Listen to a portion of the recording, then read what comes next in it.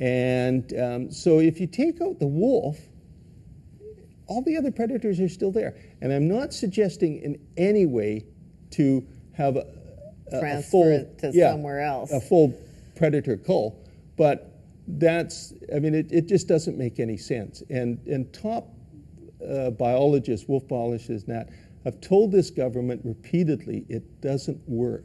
And it hasn't. It hasn't worked in other jurisdictions.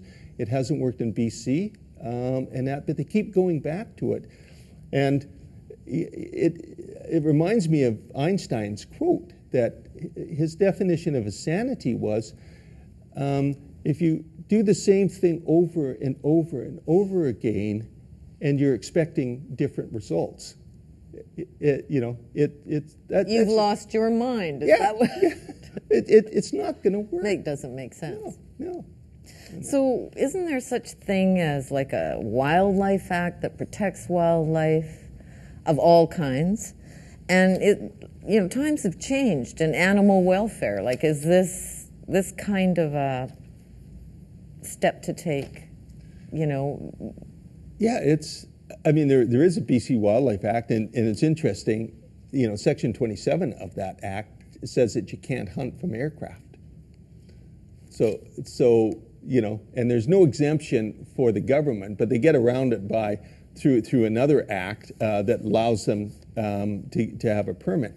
But I think the point you're making is, the science that, for example, in this book here, this is called The Wolves of the Yukon. It's written by Bob Hayes, and Bob was the wolf biologist from 1982 to 2000 in the Yukon. And they did this aerial culling and that for those 18 years. They were told, Bob was told by one of the preeminent wolf biologists that I know, he said that him and another colleague of his talked to Bob in 82 and said, this isn't going to work, Bob. Trying to control these wolves just isn't going to work. So they spent millions of dollars in the Yukon to do that, killed well over 1,000 and that. What Bob says now, he's retired. He retired in 2000, and he wrote this book. It took about 10 years for him to write the book, and that. It's actually quite a good book. What he said was, it doesn't work. Just leave them alone. And doesn't nature do that? Like eventually, like if there's not enough caribou, then the wolves will start, and the cougars and whoever else will start diminishing if other food sources go down, because you know what I mean? And then it will balance itself it'll balance out. And that's very true. What the government is saying for these real small herds is we can't do that, because what will happen is the South Selkirk herd will disappear. And so they're saying, see, the fact that they've mismanaged this file for so many decades, back into the 70s, they were told, as a result of their own scientists, that you can't keep logging in these areas and expect the mountain caribou to survive. So they don't do anything until 2007, when they come up with their team to have the recovery of mountain caribou. And they've been pretty clear from 2000 that one of the ways that they're going to bring the caribou back is predator control and wolf. But they've had to admit that it hasn't worked even in the Quesnel Highlands area. They've been killing wolves there since 2000, and that's so almost 14 years. And the mountain caribou is not coming back. And it's because we have so altered their habitat that their ability, the mountain caribou's ability to try to regenerate itself, right? Through calf recruitment and that, it doesn't work. Are there any programs helping caribou maybe to have their young survive longer? Yeah, the Yukon actually pioneered this. It's called maternal penning, and what they do is they will target the cows of the caribou and that they think are pregnant, and they'll net gun them and capture them that way, sedate them, And then they put them into these big pens, and that like 15 hectares and that. And that's where they have their calves. And then the calves grow, and they're about 3 years old, or 3 months old, I think, when they release them. And in the Yukon, you know, there was only a 15% calf survival rate in the wild. And what they found with the maternal penning was it went up to 85%. That's pretty good. That's a good, big jump. Good improvement, and that. But you know, they still will be killed by some predators, But that's nature too. That has to be. Yeah, these guys got to eat somehow. Wasn't it that, like, I don't know how long ago it was, but even in my memory, I remember, weren't wolves imported, possibly even to BC, but to Canada from the States because there weren't enough wolves at some point? And so how did that all get reversed? Well, that actually was the reverse, that like Yellowstone.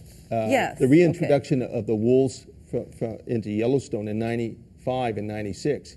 95, they came from Alberta up near the Grand Cache Hinton area. Oh, okay. And that they took, I think it was 17 that year in 95, and then another 16 came from the exact place in the South Peace area, Mackenzie through to Fort St. John. They got 16 more from there that they live trapped and moved them into Yellowstone because they didn't have any. They'd extirpated all the wolves out of Yellowstone.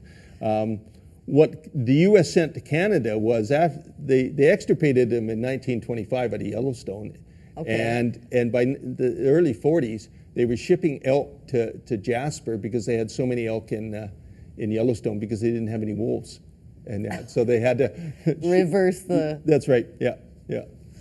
So why do you think we are so afraid of the wolf? It seems to me we are afraid of the wolf. We dislike them in any case. Well, there's a number of groups that dislike them. You know, for example, the ranchers. The ranchers have vilified this animal for